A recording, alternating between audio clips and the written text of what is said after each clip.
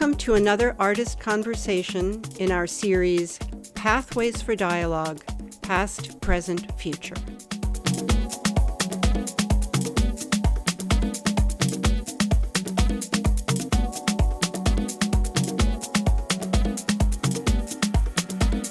It's always a pleasure to see new and familiar faces together in pursuit of increasing our knowledge about ourselves and the world in which we live in through art.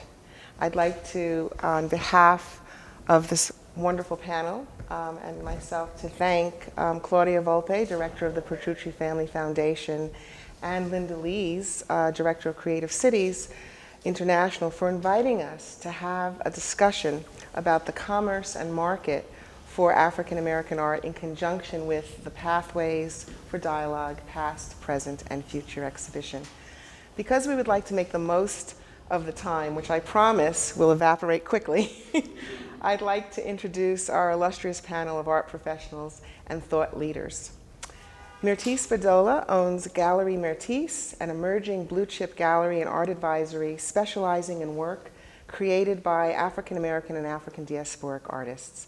Bedolla possesses over 30 years of experience as a curator, gallerist, and art consultant. In 2022, she became the first African American gallerist to curate an exhibition for the Venice Biennale, the Afrofuturist Manifesto, Blackness Reimagined, hosted by Personal Structures. In May 2023, Bedolla received an honorary Doctor of Fine Arts degree from the Maryland Institute College of Art. Reginald Brown is the Vice Chair of the Board of Trustees at the Pennsylvania Academy of Fine Arts, PAFA, Chair of PAFA's Board of Governors of the Art College, and a member of the Executive Committee. He is Chairman of Creative Capital Foundation, a nonprofit grant-making organization whose mission is to provide grant funding to artists in the creation of groundbreaking new work. He is on the board of Silver Art Projects, a not-for-profit organization that provides artists with free, year-long studio space and career development opportunities that accelerate and enhance the artistic practice. And Nigel Freeman is the director of the American Art Department at Swan Auction Galleries. He founded the department in the fall of 2006. Over the last 16 years, the department has held biannual auctions, which have set numerous auction records. The department has also held important single-owner auctions, including the estate of Dr. Maya Angelou and the collections of the Golden State Mutual Life Insurance Company and the Johnson Publishing Company. So the intention behind this conversation is to provide an evolutionary context for the near invisibility of meritorious work by African American artists in the marketplace to now this feverish global interest in the cultural production of art produced by artists of African descent. So I want to start with, setting the tone a little bit and asking the question, why has it taken until the 21st century for the collective activity of the art world, which is comprised of the relationship between the artists, dealers, collectors, auction houses, critics, scholars, and appraisers, to value work by artists of African descent? And so I want to just, in setting this tone and kind of giving a clip of how we got from here to, from one place to this point, and then our panelists will elaborate on it as well. We have to start with perception of value. And the basis for the justification of why nobody has heard a great deal about African American or African diasporic visual culture up until the middle, towards more the end of the 20th century, is because of the justification for enslaving Africans, which was that, for the Atlantic slave trade, which was that African people were subhuman, they were unintelligent, and they were only good for labor and breeding. So if this is the basis for justifying enslaving African people who have been brought here, it's impossible to conceive that these people or their descendants would be capable of having ideas or feelings, which are two components to art making, at the very least, and that they could be capable of creating meritorious work of value. And this view is prevalent since the 18th century. And however, there is a timeline of variables that some of you may not be aware of that have led to what we're witnessing today in the marketplace. So I'll just begin with James Porter, who was an artist and a scholar, and the creator of the field of the study of African American art history. And he was asking why artists from the Harlem Renaissance, some of whom are in the Petrucci collection, were not receiving receiving acclaim. And he was told because black people have not been in the United States long enough to have a history to be documented. So in 1943, he wrote the first African American art history book, Modern Negro Art. And his mentee, David Driscoll, and his student, followed up with 2 centuries of African American art and an exhibition that accompanied that publication to say, yes, we have a history, but we've also been here for 200 years. And the final cornerstone to the field of African American art history was the work of Dr. Samel Lewis, Art African American, which she was the first African American person to receive a PhD in art history. So her book, Art African American, excuse me, was in '78, provided the cornerstone for a formal field of African American art history. And then in 1997, Dr. Richard Powell wrote a very important book called 20th Century Black Visual Culture. And this was the first interdisciplinary account of the cultural production of people of African descent from an interdisciplinary perspective. And then a year later, following this tradition of necessity, collecting African American artworks on paper and canvas was published. So, and the outcome of that was to invite people to discover new and exciting things about themselves through art, but also to see that the history of African Americans was valuable and worthy of collecting for pleasure or as considering it as an asset.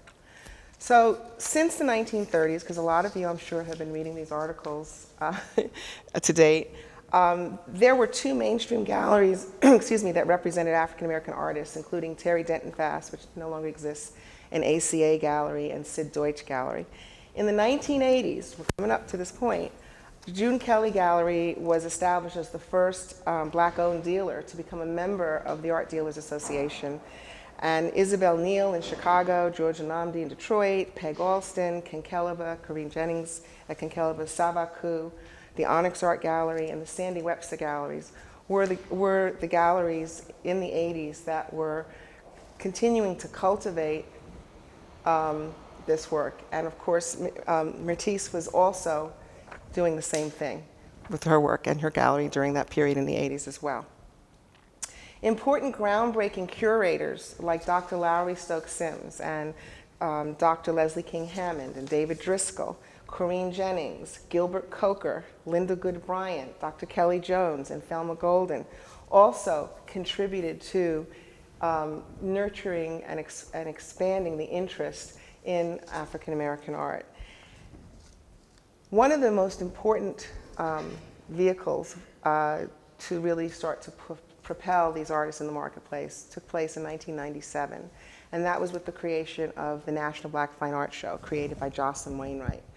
And it was the first place where dealers from all over the world could be under one roof, see regional, local, and international works by artists of African descent. It always received very sketchy reviews. The critics just were not interested in this fair existing. It was always a challenge. The reviews were always kind of challenging. Meanwhile, people were building their collections with masterworks that were documented in some of the history books and also contemporary artists, many of whom are now picked up by all of these major galleries worldwide and who are at auction.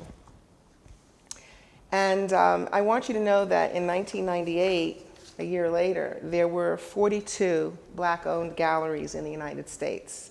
That's not the case now. But in 1998, that was pretty significant considering the history. And then, of course, another variable was that the book on collecting African American art was in the bookstores of all the major museums around the country, including the Metropolitan Museum of Art.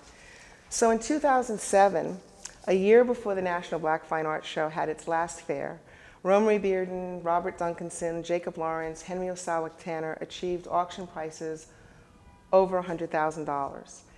And the increased presence of artists of African descent at 43 art fairs around the world in 34 cities characterized Bloomberg's report in 2018 in April, "Wall Street rush to scoop up black art sends prices high."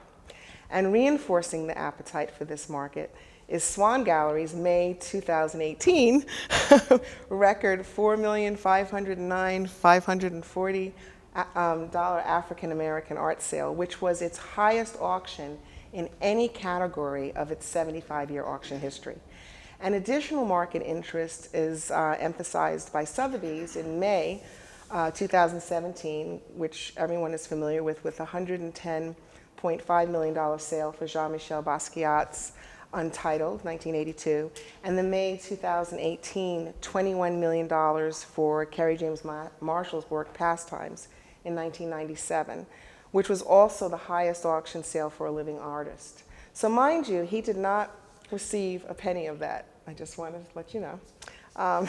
But preceding these sales, a consistent list of auction headliners include, but are not limited to, David Hammons, Martin Purrier, Mark Bradford, Ellen Natsui, Jack Whitten, Sam Gilliam, which parallel the art world's demand for artists of African descent within the last 25 years.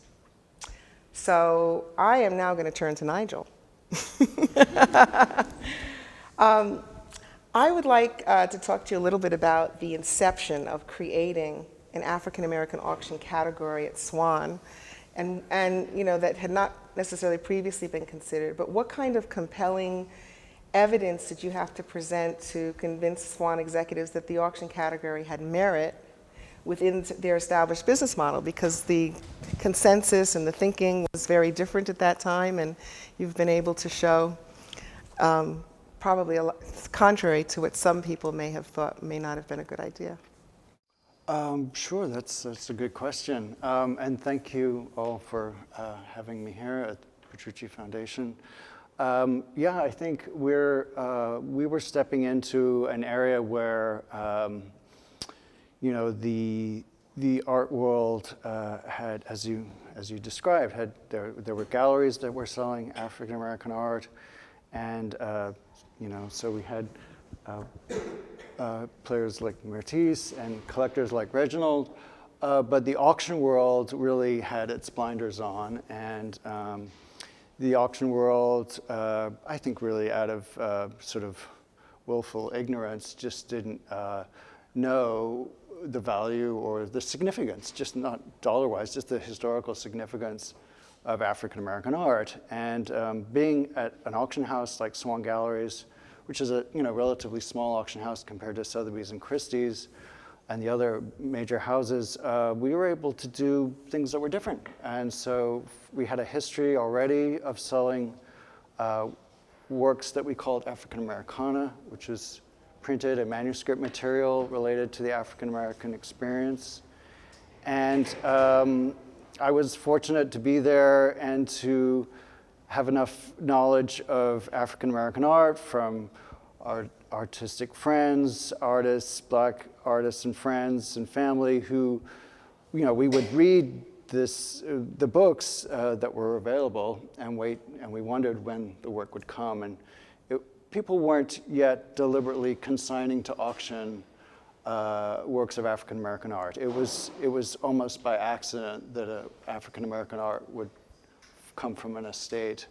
So Swan stepped into the market because we were fortunate to get the estate of another writer that you didn't mention, but I think was important. Two writers, Romery Bearden and Harry Henderson. They also did a history of African American art.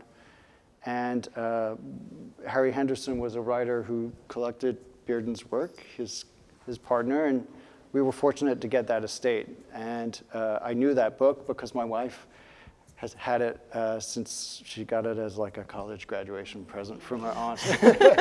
So I was always looking through the Harry Henderson and Bearden book, and we were just wondering when we would see these kind of works at auction. And lo and behold, Harry Henderson's son, Albert Henderson, who's also a historian, he wrote a book on Edmonia Lewis. Yeah, they contacted me. And so around that estate, we were able to build auctions, and it showed that there was just a wonderful, already developed, very knowledgeable base of collectors who were actively seeking works by African American arts, but just the market hadn't responded, and was just sort of keeping out of auction, a huge swath of African American art. It was just reduced to a few major names.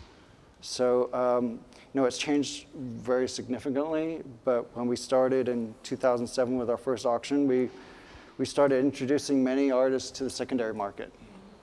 And the secondary market is important because it provides opportunity for collectors to collect works of historical nature, obviously who aren't showing in the primary market, and then it's also a way of validating with the auction prices, which are the place where you can find public values of art, auction prices you can see online, the value of these great artists. So we introduced hundreds of artists to the secondary market within the first couple of years. And that was a while ago. That was back in 2007. And here we are,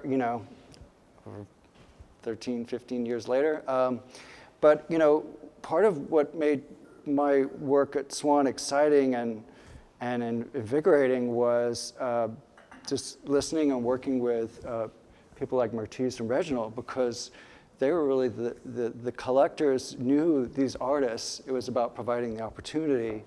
And galleries and dealers had been already working closely with collectors.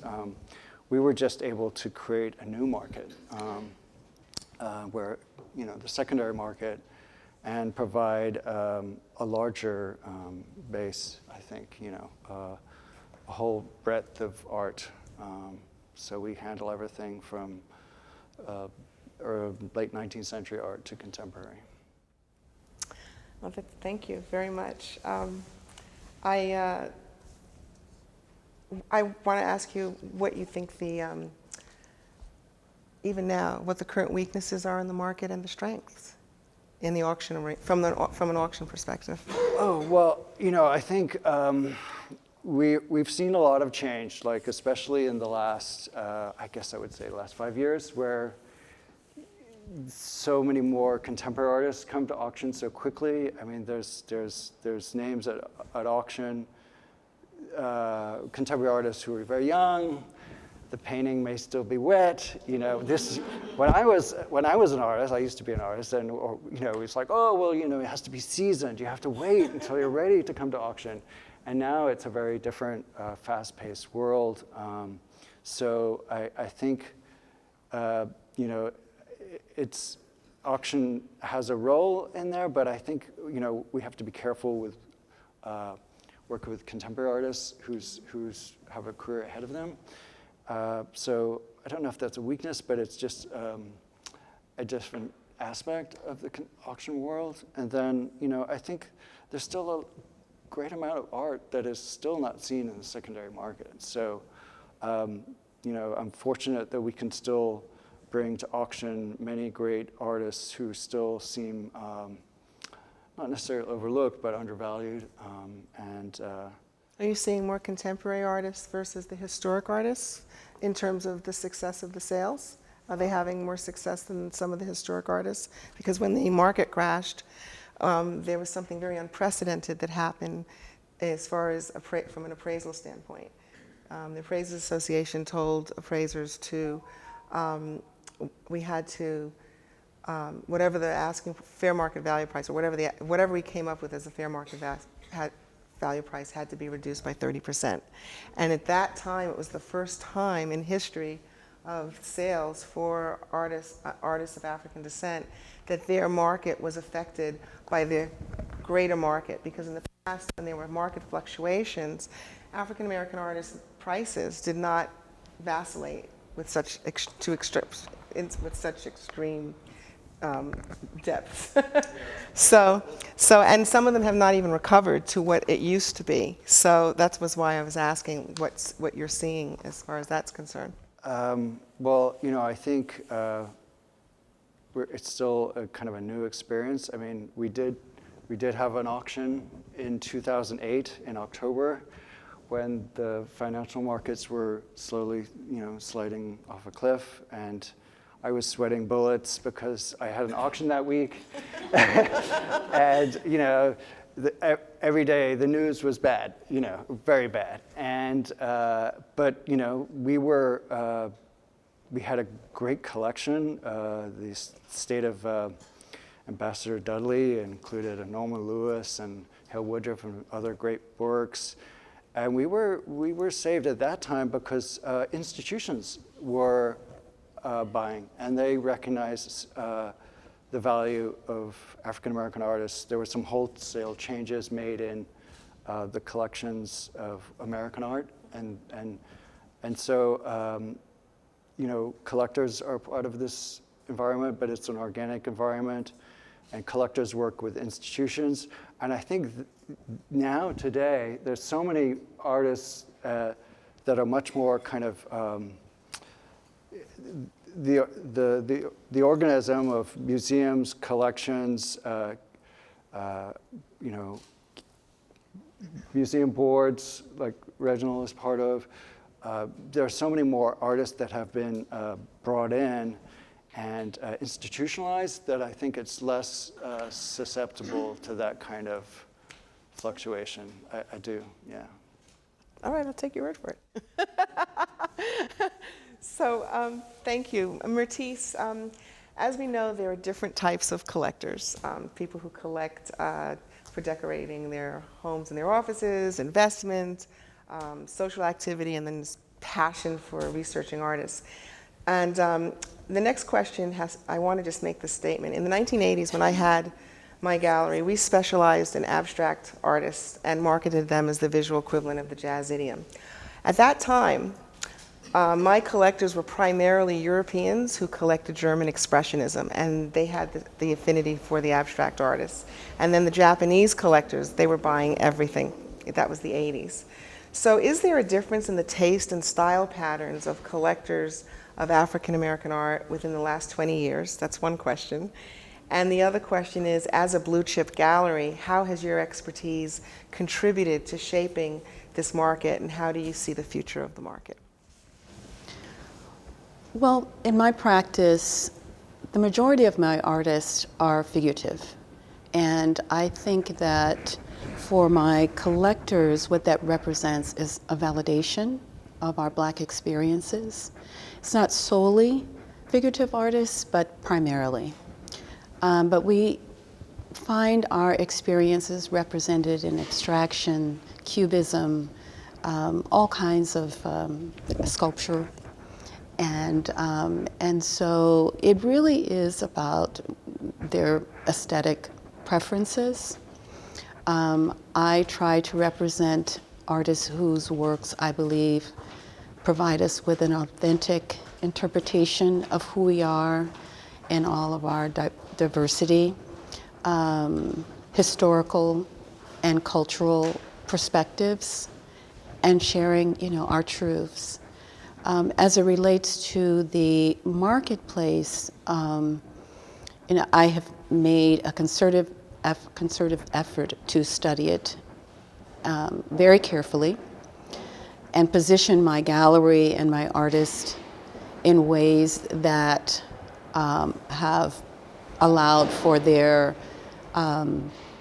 careers to grow and blossom, for me to be able to sustain their practices and certainly the business.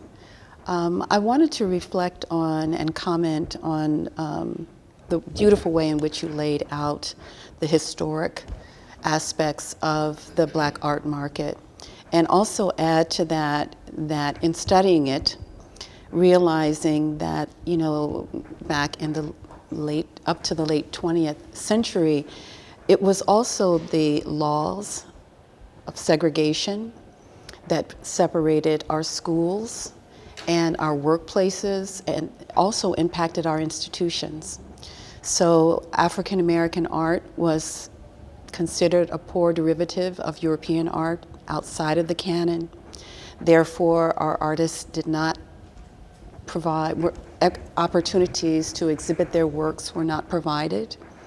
And there were de facto systems of discrimination within those institutions. However, throughout the course of that period, before and beyond, African American found support within their own communities, right? And HBCUs nurtured those artists. So I always want to bring recognition to that, because if it were not for that, then they would have completely disappeared.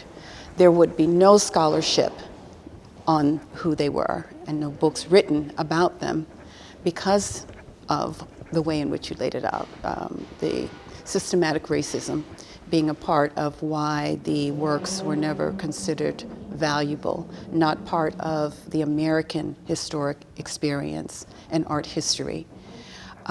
So back to my practice, having that information as the foundation upon which my gallery has been built, and understanding the importance of my role in making sure that I challenge those perceptions, partner with auction houses, renowned auction houses like Swan, Christie's, and Sotheby's in my effort to establish my gallery fully as a blue chip gallery, knowing that those auction records play a key role in that those prices become, you know, they benchmark that presence, and having that information be transparent.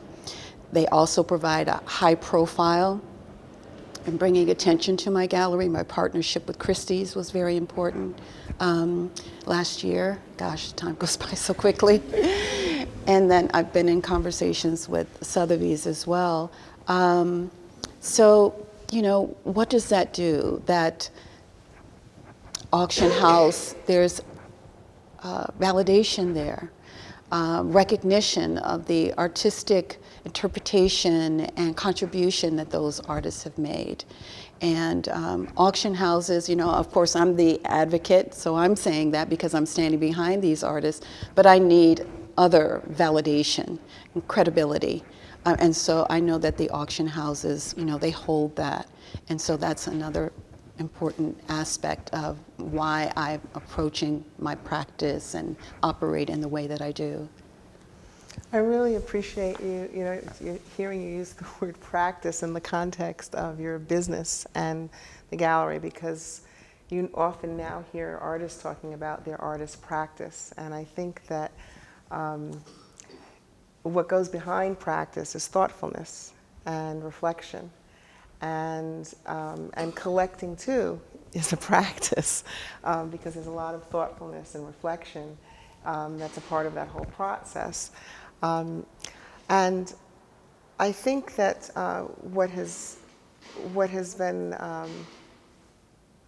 wonderful from afar to observe about you and your practice is the continuity with and the consistency as far as quality in your exhibitions and the artists that you select.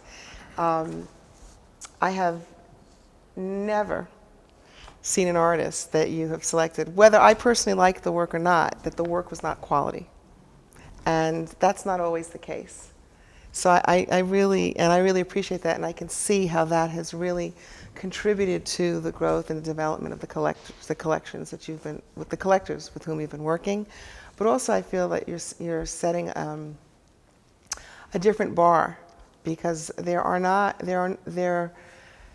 haven't been other galleries with Black owners who are talking about it in terms of blue chip and establishing that.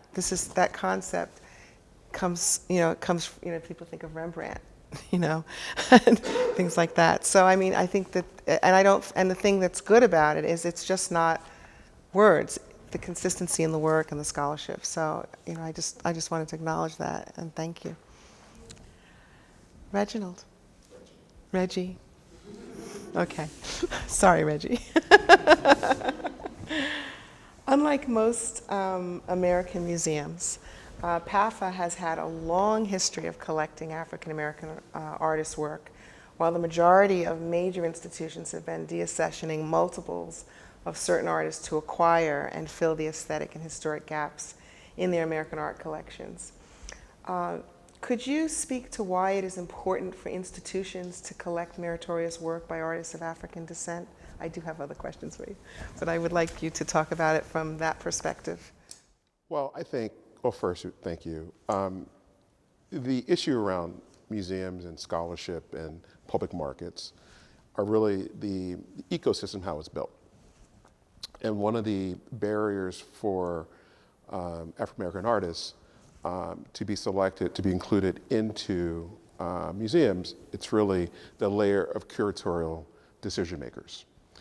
And the ecosystem of developing a curator is that you go to school, you pile on $100,000 worth of debt, if not more, you need a sponsor to sponsor you through the various educational rungs to be in a lead curator position. And oftentimes, if a family can't sponsor that student, the role of a curator becomes very thin at getting into a role of being a decider. And so the landscape of American museums are filled with people who don't advocate for American art by African Americans because they're not trained to understand it. And so there is a problem in the marketplace of how to get people to say, I select that work and I write scholarship. Now, to PAFA, your question, like other museums, current times, that have sold significant objects in order to raise capital to repurpose to buy African American art, PAFA did that. PAFA sold a hopper, created a fund, and repurposed the money to buy work from female artists across the board, but also African Americans. So they were kind of a leader in that market to do that. Now, if you do that today, there's uproar. I mean, we've seen examples of that at Baltimore, for example, where they wanted to sell an object to raise capital, to create a fund to buy work of diverse artists, and it was just mayhem on that board. So it comes down to the rule set of museums and how they're organized, and then but also it's really getting more curators that are diverse to bring in or select and then write scholarship, write a book to develop around a person's career. So PAFA was early in that in Philadelphia. I think we have 800 objects by diverse artists, and it is notable for that. And so museums across the landscape, it really comes down to the leadership, the board, the curator set, and the mandates. And oftentimes, even today, the mandates are not there. This is true. Yes. Thank you. Could I just add Yeah, something? please, I think yes. PAFA also has a wonderful relationship because of the students there. You've had some great African American artists. That is true. In fact, one of them is in Dara. Dara Haskins. Her piece is here. Yeah, she's a a female PAFA artist. graduate. She graduated like 3 years ago, and now she's in residency. You know, I think, yes, PAFA founded in 1805. I'll give the marketing pitch. It is what it is. It's founded in 1805, and Tanner was the first African-American artist to be educated. And at that time, the leaders said, we'll educate an artist no matter the color. Now, his treatment at PAFA was not necessarily the best. And then having an art school populates students. So Barclay Hendricks, who I hosted at my home in Martha's Vineyard before he died, and you know, he had a great depth of scholarship knowledge of just how he arrived here today, you know, in contemporary terms, because he passed in 18, I think it was. And so RISD, PAFA, MICA, there is an ecosystem and Yale, obviously, that develops the artist. And so and then you can tell the learning outcomes from each institution. As a collector, I can tell Yale, I can tell RISD's, I can tell MICA, PAFA being figurative. And so if an artist doesn't necessarily have an MFA from an institution, the marketplace discounts that artist. And so there is an issue around getting through how the market thinks. I'm a free markets person, right? So I can talk in these terms. So largely it comes down to having intentionality, move people along. Now, look, I bought some work at Swan that I should not have been able to buy. And for Myrtis, looking at contemporary artists and her being right, and then the market recognizing her eye and scholarship. And so it takes the ecosystem of a level playing field. Now, there have been institutions that said, let's change this, and like Alice Walton, very intent, let's create an ecosystem so curators of color can be trained and moved up and then dispersed.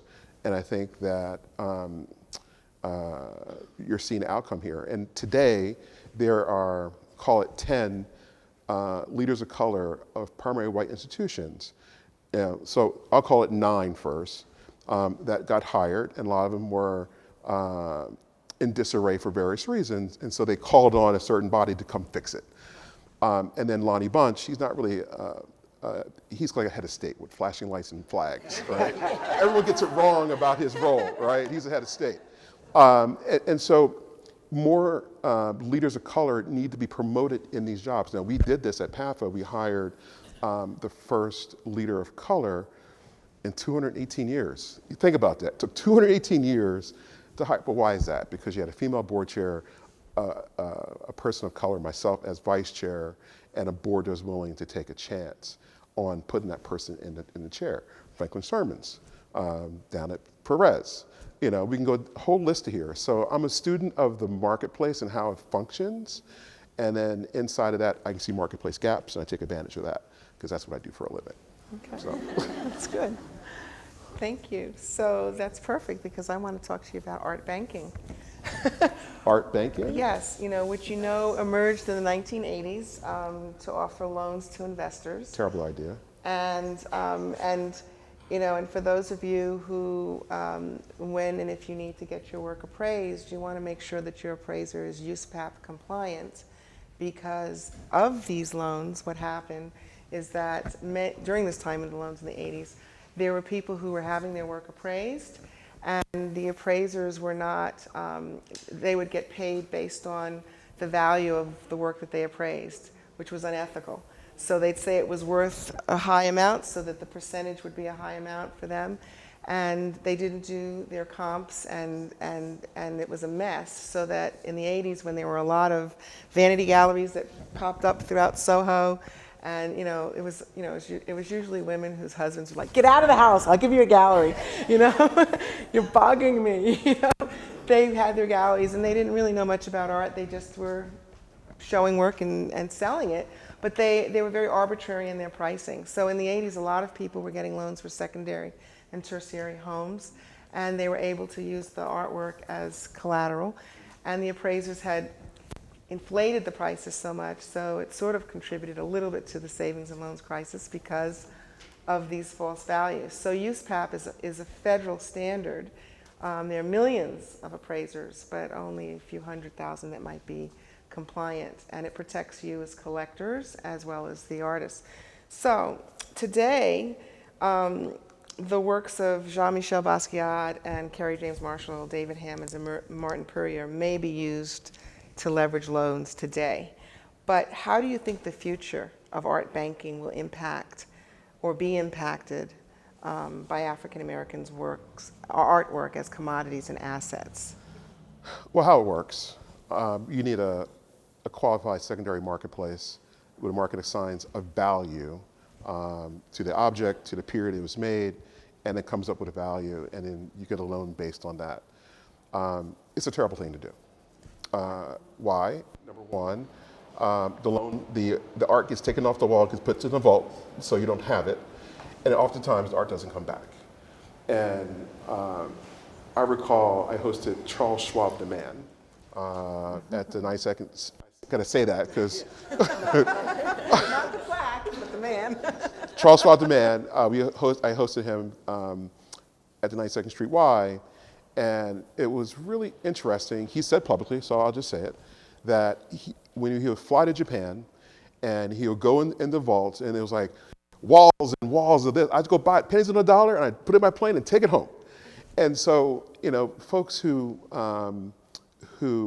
put a lien on their work or the objects in their collection, oftentimes the object doesn't come back to the collector.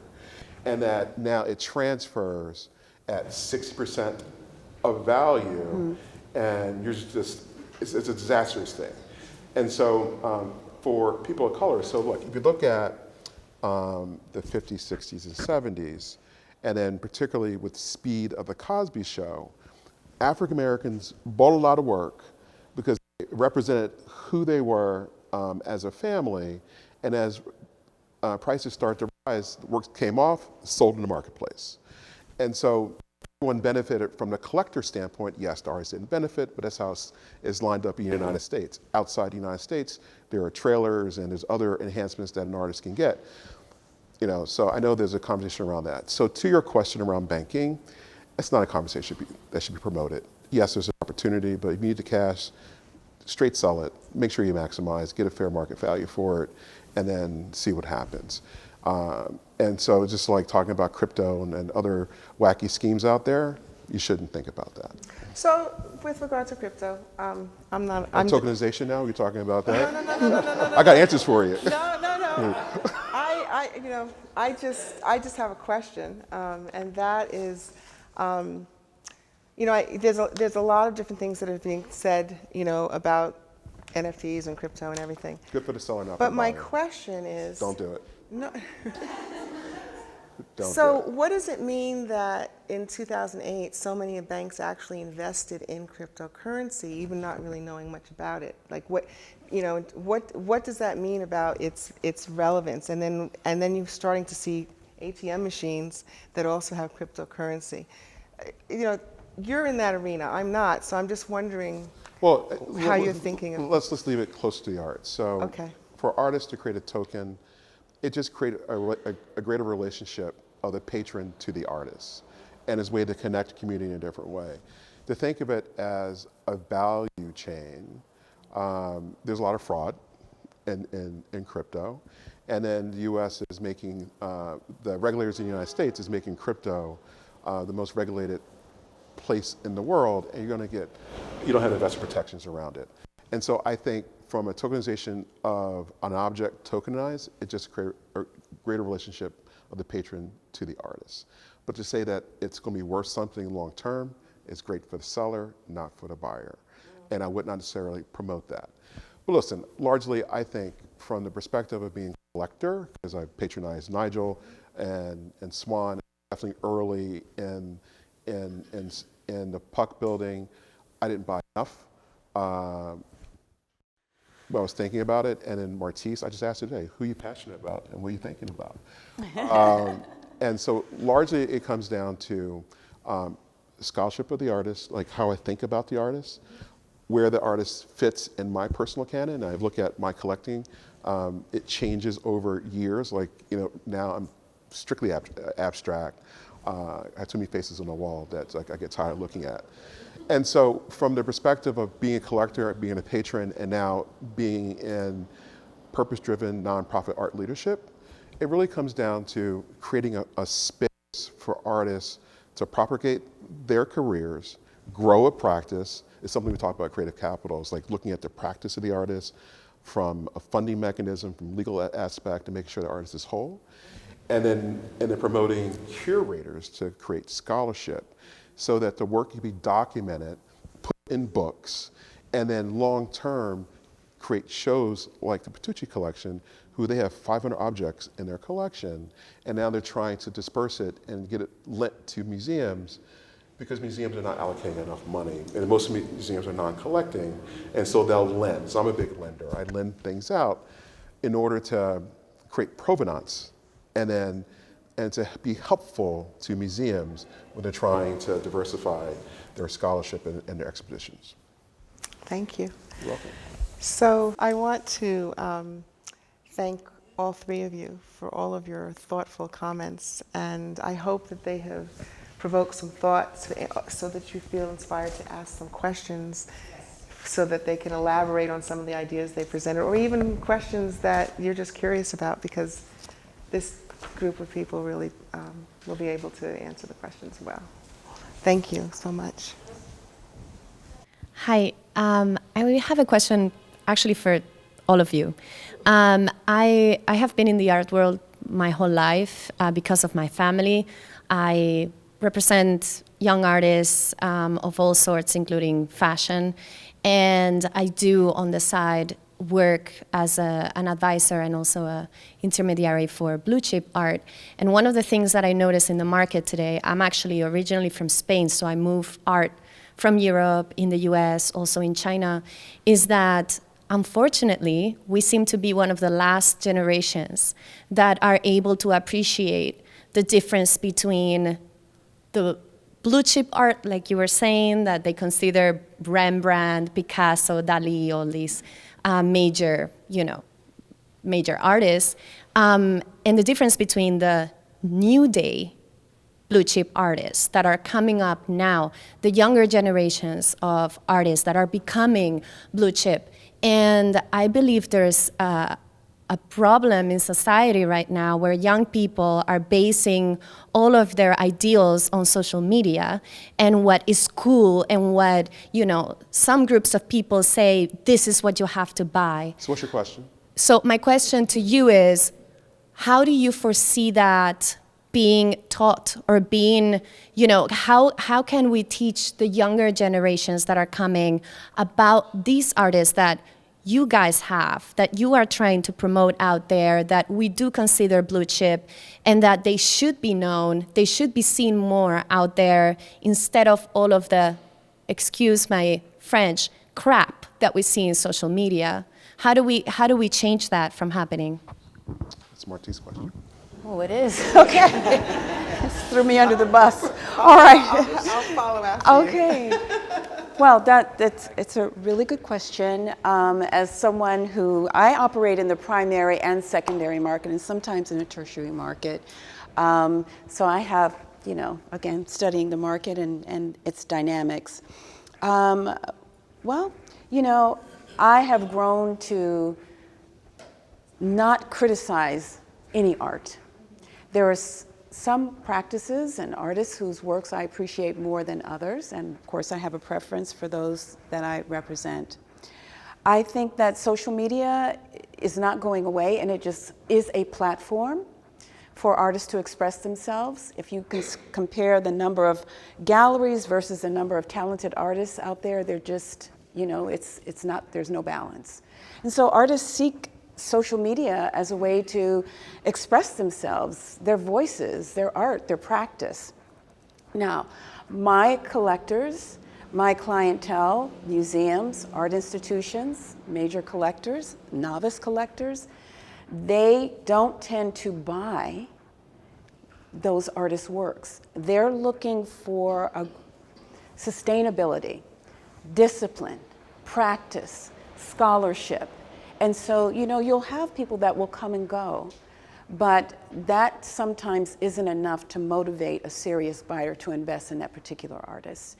Aesthetically, it may appeal to someone, but there are greater questions that need to be answered, typically, and those are the questions that, like, someone that Reggie will present or provoke before making that decision and the acquisition. So, social media, fly by night, people come and go.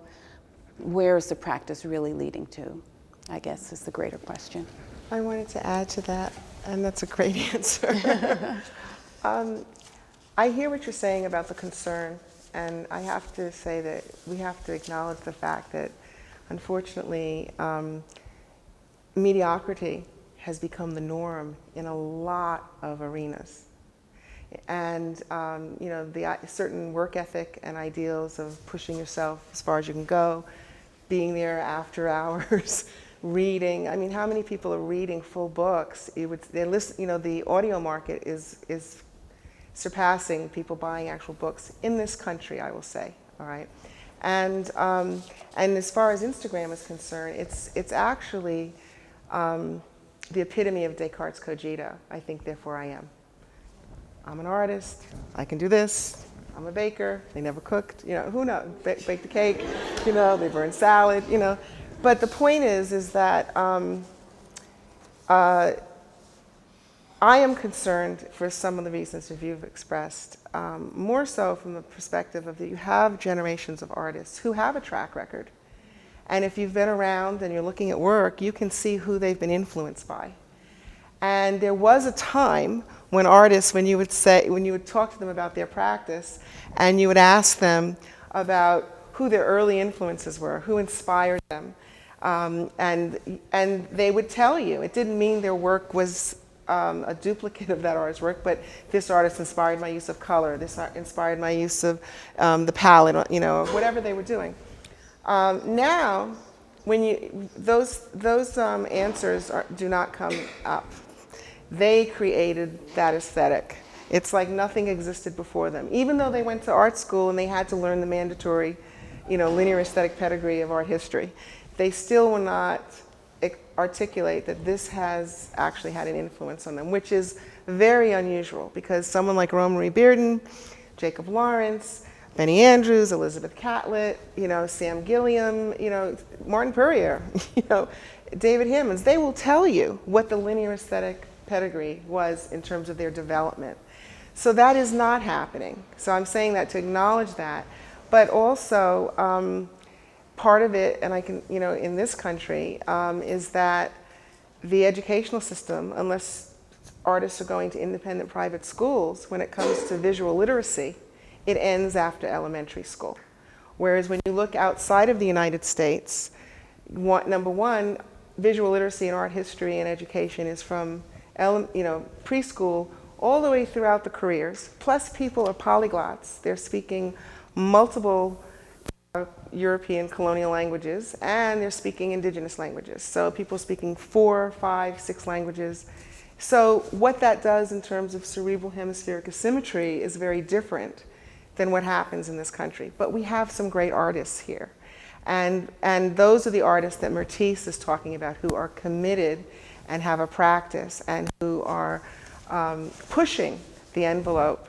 And so I think that we're going to see more mediocre stuff, but it's art professionals like you and other collectors who have the responsibility to engage people to say, hey, take a look at this, to compare and contrast and to have a discourse, and to make, and that's the way it's going to help you to be able to balance and not be distracted by, you know, the work that's not particularly strong. Thank you so very much to all of you. I admire all of you from your different perspectives. You know, as someone who is on the board of the American Folk Art Museum, who doesn't have the scholarship with artists, who doesn't have the track record, but who looks at people like the Bill Traylors, the Minnie Evans, the Nellie Mae Rose, and all of those, how do those kind of artists, particularly for you, Halima, who's somebody I know, how does that fit into your notion of a track record, of scholarship, of appreciating the eye and the real meaning to me of art? So self-taught artists and autodidactic artists in the marketplace are strong, and historically artists of African descent who were self-taught, actually their work was at one point in the history of the market exceeding the sales of trained artists. But they never saw the money. It was always the people that bought the work. I think that now there's a different view. There was a brilliant exhibition called Outliers, the Vanguard Outliers, in Washington, D.C., and it was brilliant because it was the first time that self-taught artists and trained artists were curated together, and it was all about the visual statements and the aesthetic. It wasn't about whether they went through a traditional art program or not. And it was really brilliant because it represented the sum of human expression and creativity, making visual statements that were specific to a time in which these artists were living. And so, you know, I always say that when you look at, when you think about the work of the ancient Mayans and the Aztecs and the ancient Egyptians and pharaonic, you know, well, I already said the Egyptians, the lost city of Pompeii, the only thing that's left to tell you who these people are and what their hopes and dreams are is the art and technology that's left behind. And the artists of that time represent the visual conscience of the time in which they lived. And we have these artists today who are among us, who are living, who are representing the visual conscience of the time in which they're living. So they all have a place in people's homes, in the market, but they all are making very valid statements. Great. Okay. Thank you all. This has been fantastic and educational. I know every one of you had to have learned something tonight because of this great panel. Thank you so much. A big hand for this great panel. Thanks.